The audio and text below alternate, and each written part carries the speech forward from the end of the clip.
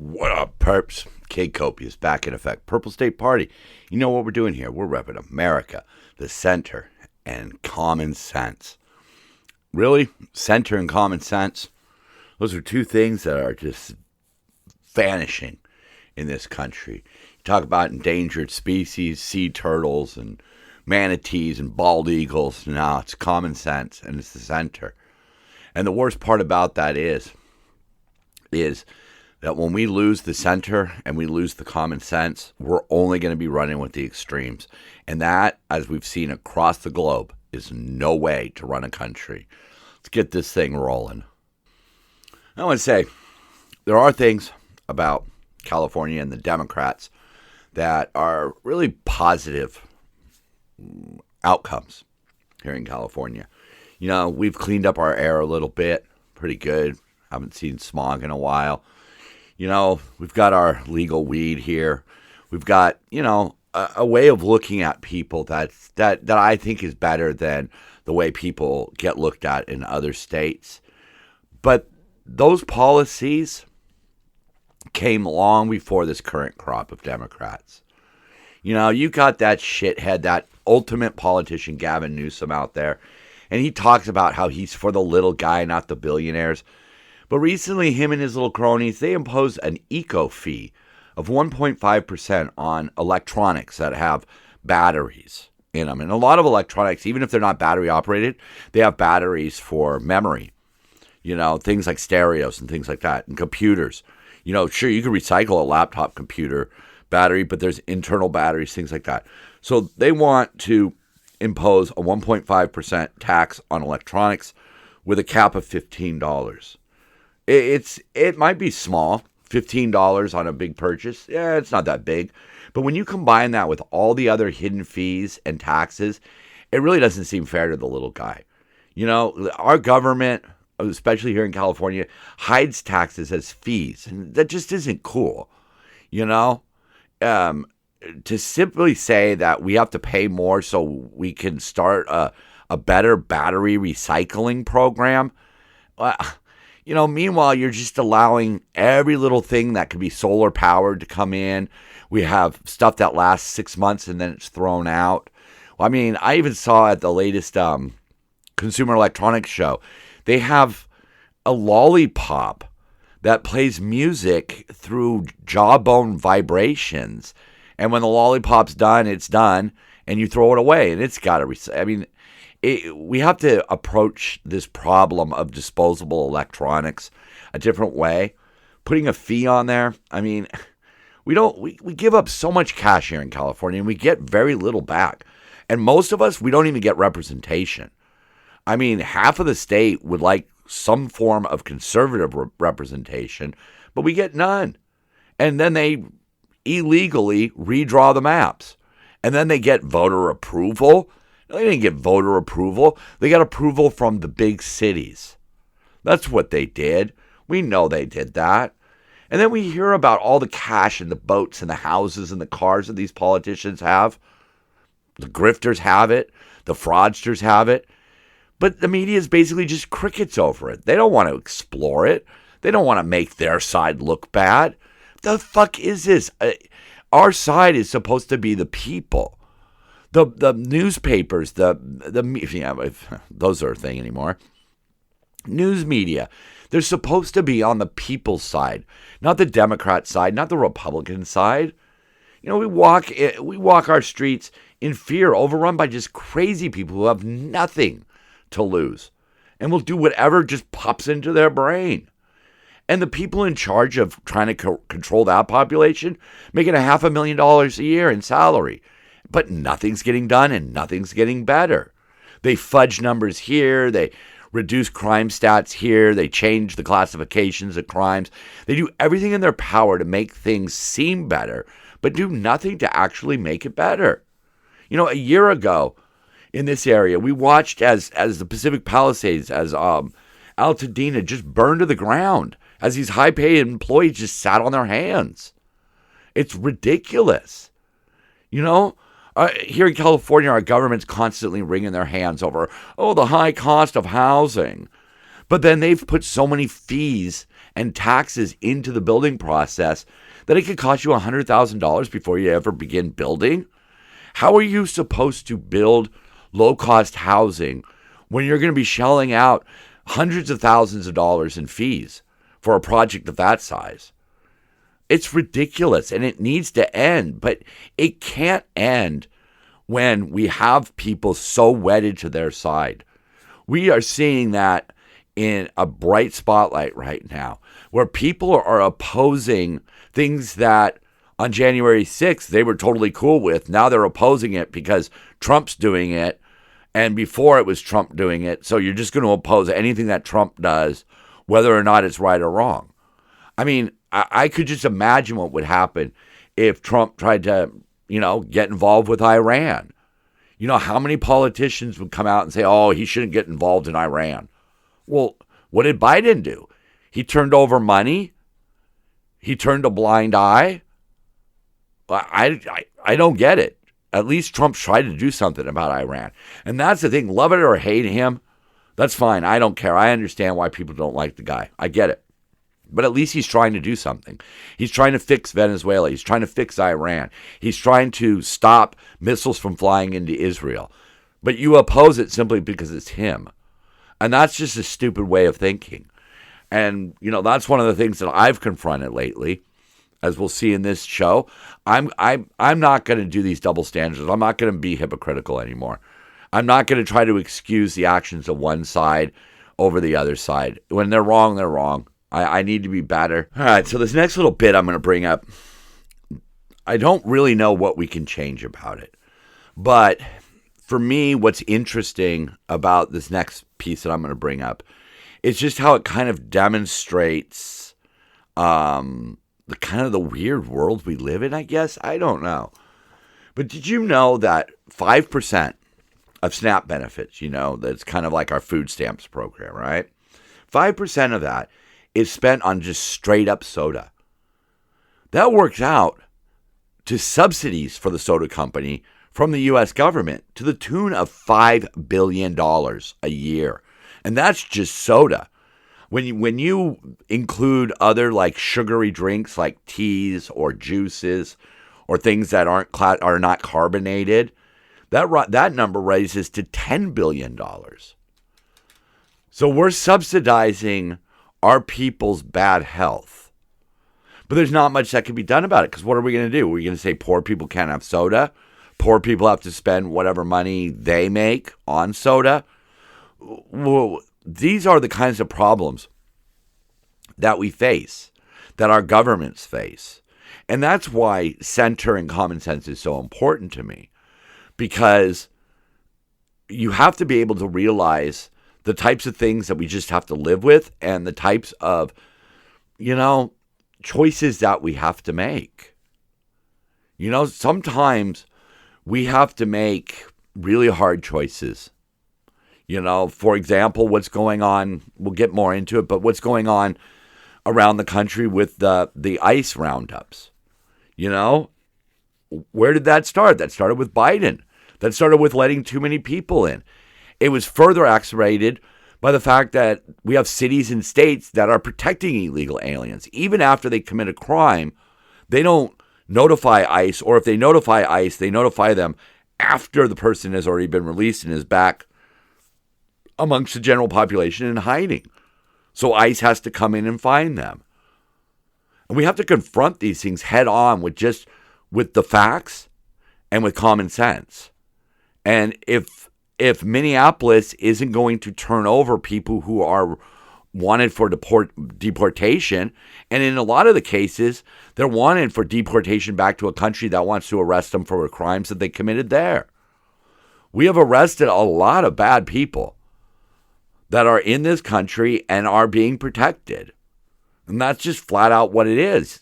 If ICE says this person needs to go, and the local sheriff just lets the person go after they commit, say, a small petty crime like, a DUI or something like that, right? In some cases, it's domestic abuse, and they're let go again to not face deportation back to a country that wants them for even more serious crimes. And that is ridiculous. So I'm sure that if Trump really ramped up the pressure on Iran, the Democrats, the squad, that worthless bunch of turds, those hypocrites, I'm sure they would be up in arms about it. I'm sure that a lot of the demonstrators, the agitators, the rioters that are in Minneapolis and in other cities right now protesting ICE think that they're on par with what went on in Iran. Well, they're not, okay? You people in Minneapolis are protesting legal actions by the government. That's what you're protesting. You're protesting something that needs to be done. You are protesting and protecting criminals who are slated for removal. We're going to get more into that, but I want to talk about Iran. You know, what happened in Iran, in case you don't understand where it all started, it really started in the bazaars, in the shops. The rial, which is the Iranian form of currency, fell sharply, drastically. One day you're selling a TV that you bought for $100. The next day that TV costs more than you sold the last TV for. So you no longer have any money to buy new supply. And they started protesting. And those protesters were soon joined by other protesters who are protesting for regime change. Things are not necessarily as bad in Iran as sometimes our media wants to paint it, but it is bad for individuals. Women can get in a lot of trouble and have even been murdered over not wearing the hijab properly, showing too much hair. When these protests began, the Iranian government shut down the internet. They closed them off to the world. And then when the protests grew, they started opening fire. They started arresting and hanging people. As of right now, anywhere between 12,000 and 20,000 people have been killed. And you know what? Protests have pretty much died down because people are afraid of just getting mowed down by these paramilitary groups on motorcycles who, if you've seen the videos, are just pulling up and opening fire. That's a big difference between what we see here. The media here wants to paint it out like ICE is just shooting protesters and murdering everybody, and it's an armed incursion, which it's not. Okay? It's not. They're there with a specific target in mind, and you've got people blocking the roadways and all of that. But let's not veer off on that. We got plenty of time for that later. Right now, we're talking about Iran. A lot of Iranians would like to return to Persia, to the name of Persia, to the way the government used to run before the Islamic Revolution took over. And it's in our best interest to facilitate that. Iran gives money to groups like the Houthis, Hezbollah, and Hamas, who make life for their citizens and the people in the countries that they occupy absolutely miserable. If Hamas was not spending money on rockets, Israel would not have to blow up their buildings. That's a pure and simple fact. Israel does more to help Gaza than anybody else. And then that money is turned into military arms that are then used against Israel. And yet Israel continues to send money to try to aid these people. And our media wants to paint Israel as the bad guy. Our college campuses were filled with people who were supporting Palestine over Israel. Where are those people now? Iranian freedom, Iran returning to a different form of government, not governed by a hardline religious sect, would cut off funding for these terrorists. It would improve the lives of Iran, and it would possibly improve the lives of many different countries in that region, because people would see the benefits of returning to a more democratic form of government, a form of government that's not just hostile to the Western world because they hate the Western world. But right now, the women, the children, the teens, the men, the people who are standing up to the reign of terror that is prevalent right now in Iran, those are the real protesters. Those are the people who are actual heroes. That girl who set the picture of the Khomeini on fire, lit her cigarette. She's a hero. You people in Minneapolis, you're not heroes. You're not at all. What you are is misguided. Get a little more into that. But here at Purple State, we firmly stand behind Iran as much as we stand behind Israel. You know why? Because those people are not happy with their government. Okay? The people in Iran are not happy with their government. All of this war against the West, war against Israel, has finally come home to roost, and their economy is collapsing, and change has to happen. And the United States needs to be a part of that. I was around when the Islamic Revolution seized control of Iran and took our 244 hostages, American students at a college there, hostage, and held them for years. I want my revenge on them. But more than that, I want freedom for Iranian people, for the Persians of the world, to be able to go back home, to see their families, to not live in fear, to be able to address their government for change without fear of getting shot. Because that's what you get here. I mean, yeah, sure, we can name a few notable exceptions, but for the most part, ICE isn't just opening fire on protesters. The Capitol Police did, but they only hit one person. So it wasn't a bloodbath like we're seeing in Iran. But Iranian freedom could mean freedom for a lot of people in this world. And it also sends a powerful message to some of these tyrannical governments out there that your time is limited. And before you even think it, Joe Biden, Donald Trump, neither one of them are even remotely close to the tyrants that we're talking about. Because you know what? During January 6th or during this latest round of riots in Minnesota, what the hell's wrong with Minnesota? Nobody's shutting down the internet. People are still allowed to post videos and stuff. Let's move on. Unvetted immigrants. 5 years ago or so, we had problems. Rising housing costs, astronomical healthcare costs, crime, homelessness. So what was Biden's response? Let's just open up the border. And what we'll do is we'll give them phones and ankle monitoring bracelets, and we'll keep track of them. We'll make sure that we, when everything kind of calms down, we'll go back and get those criminals. Yeah. How did that work out? It didn't. It didn't. And when they come here, when the bad actors who came across the border come here, they're released by sanctuary cities. They knew where to go. You go to the place where nobody's going to report you to ICE, where they're going to literally just ignore ICE detainer requests. They came here and they're emboldened.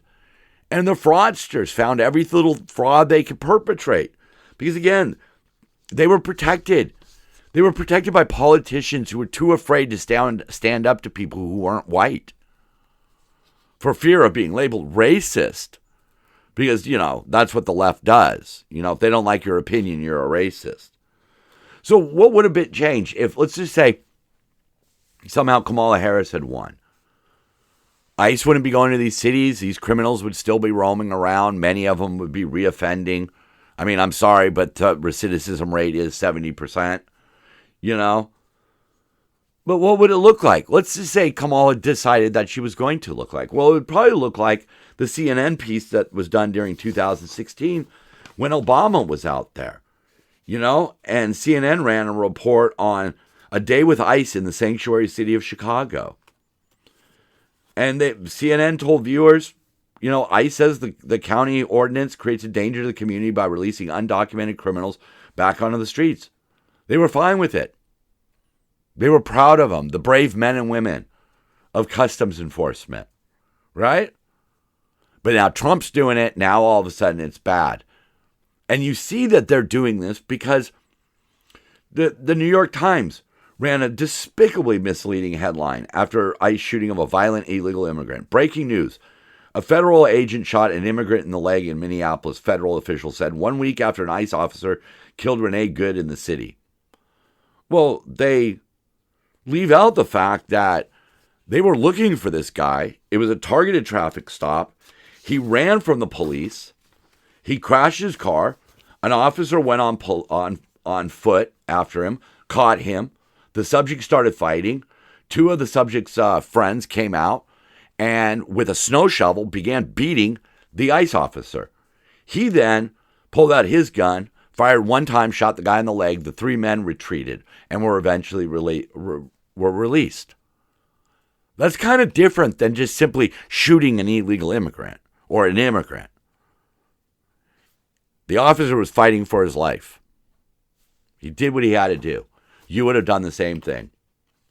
And this kind of media framing, the reason they get away with it is they know that their targets live in a self-imposed echo chamber. If CNN, the New York Times, the LA Times echo the same headline, then the people believe it and they never see the truth. And yes, it works in reverse, okay? When Fox News says something and all you do is listen to Fox News, you're not getting a full picture. What I like to do is I like to look at an article and then read the same subject, but written from a different perspective. If it was Fox that reported it, I look at CNN. If CNN reports it, I look at Fox. And I look at the comment section.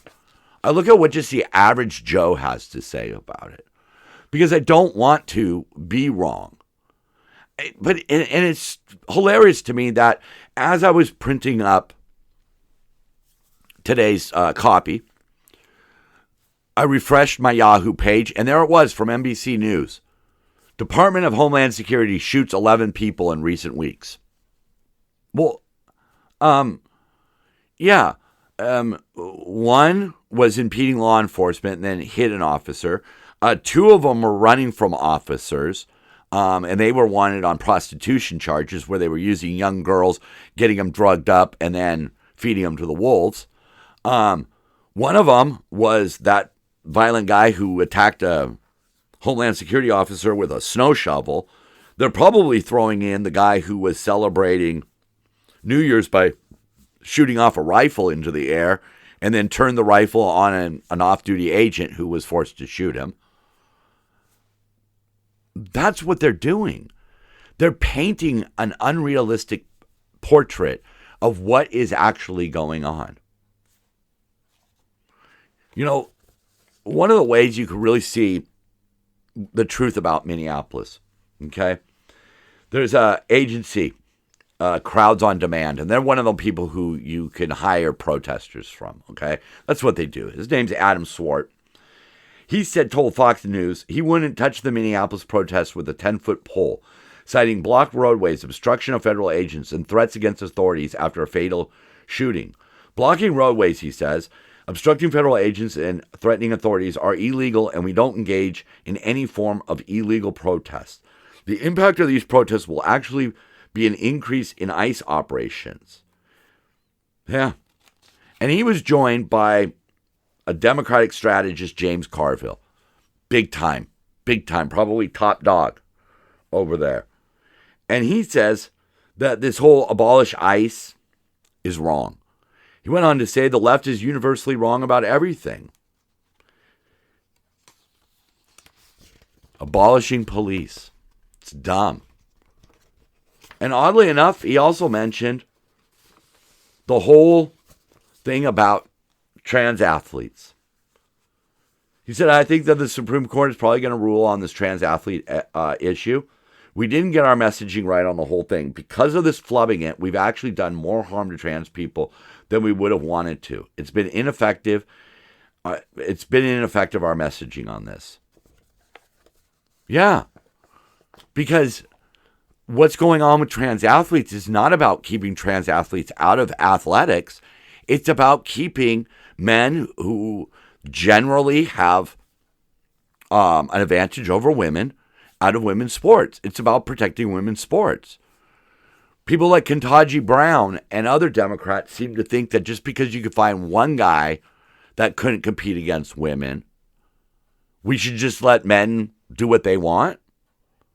It's a horrible message, and it really does do more harm to the trans community. It really, really does. Because for the most part, people in the trans community don't really participate in sports. It's not a big thing. If you're a 40-year-old trans female, you're not competing in college sports. This is not a dire issue for you. That's the truth. Again, center common sense. They do have an advantage, and it doesn't make any sense. They should be allowed to compete. But where are we going to start drawing that line? I wanted to play basketball in high school, but I was pretty short. I was the shortest person in my whole school. I did not make the basketball team. Is that some sort of discrimination? No. You pick the best players for the team. If you, as a male, can't make it on the male team, okay, you can't make it on the male team. But they are wrong about the way they are framing these ICE so-called incursions. When you talk about the messaging, they're so desperate for sound bites that are like anti-ICE, anti-Trump. They've actually been posting Casey Anthony, a woman who at the very least was the most negligent mom ever. You can look up Casey Anthony, but people commented on social media, if Casey Anthony is on your side of an argument, you might want to rethink your opinion. Yeah, she went off calling the ICE Gestapo. And it brings up the Ashley Babbitt shooting on January 6th. And that's where I've had to confront my own beliefs, okay? I think that what happened on January 6th was completely wrong. But I also understand that it was motivated by, a genuine concern over what had happened to the elections, which I think is important. And I think a lot of us were suspicious. But protesters were storming into a room. An officer had no idea what was going to happen if they actually breached the door or breached the window. And fearing for his safety and the safety of the people he was protecting, he opened fire. And I've kind of had to reassess that. And I have to say that, unfortunately, the shooting of Renee Good was justified and the shooting of Ashley Babbitt was justified. I hate to say it, but that's the truth. Sometimes the truth hurts. Police officers have a very difficult job. You don't know what's going to happen. But anyhow, of course, at the Golden Globes, they all join with other Democrats who are saying things about the secret police executed Renee Good. And they're out there wearing their Be Good Ice Out pins at the Golden Globes. And Wanda Sykes, who I've now lost all respect for. Of course, this is for the mother who was murdered. She wasn't murdered. Look at the videotape, okay? Unfortunately, that's what happened.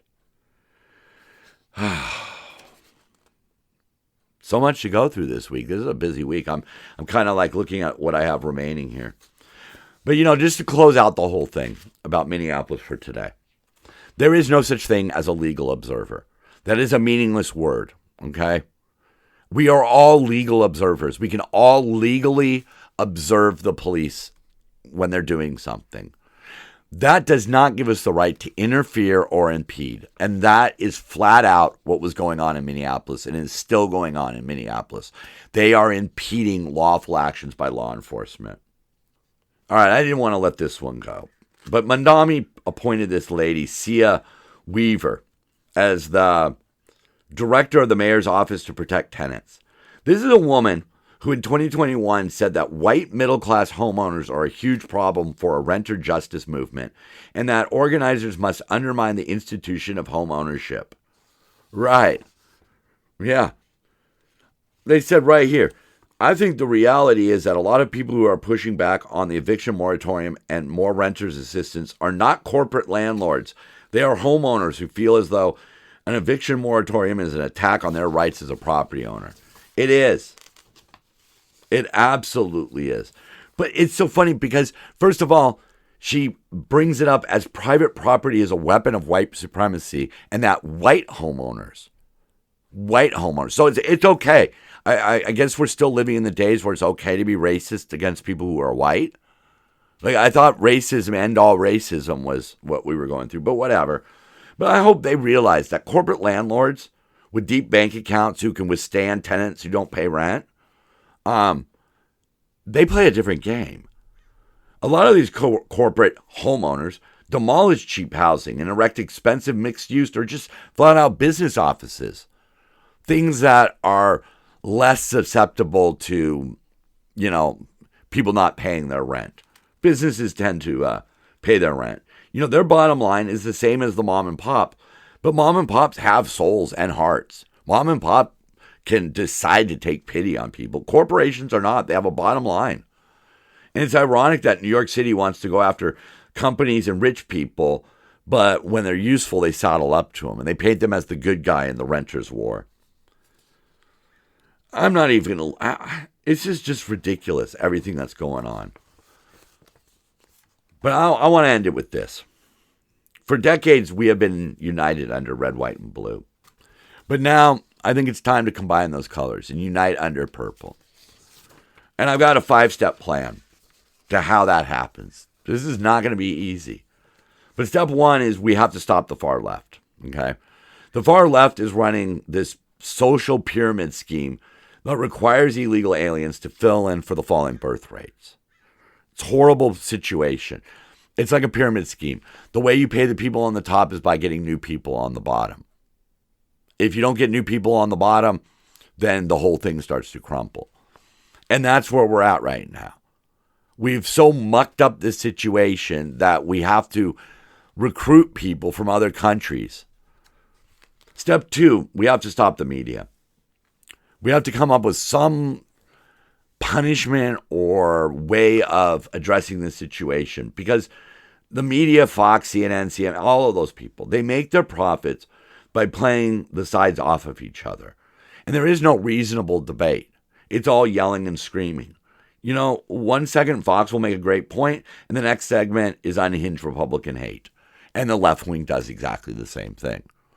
The media is the number one enemy to us ever uniting. They profit off of us being disunited. 3, we have to rule with common sense and transparency. Personal feelings have no place in government. If it makes sense for a majority of the state, cool. If it only benefits a special interest group, like the billionaires' tax benefiting the healthcare industry, then no, we're not going to do that. We're going to look at the whole picture and make decisions based on rational debate and common sense. Number 4, we have to have a full accounting of funds and allotments before any more taxes or fees. All right, this whole eco fee that they're instituting in California, where's that money going to go to? How's that going to make a difference? California has been living under the green thumb of these eco warriors, and it doesn't change anything on the worldwide level. We've cleaned up California as much as we need to clean up California. There's only so much we can do, and we need to realize that. Banning straws and plastic bags is not going to change anything. It's simply not. All right? Too many countries are still out there burning coal. Number 5, we just have to make abortion legal. That's a pure, simple fact.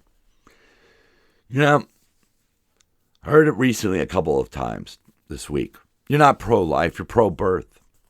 And that's true. You want mothers to keep their babies no matter what. Great. I think that's wonderful. I don't personally think abortion is a great thing. I would never choose it. But it's a necessary evil in this world. Because you know what is the only thing that's grosser than an abortion?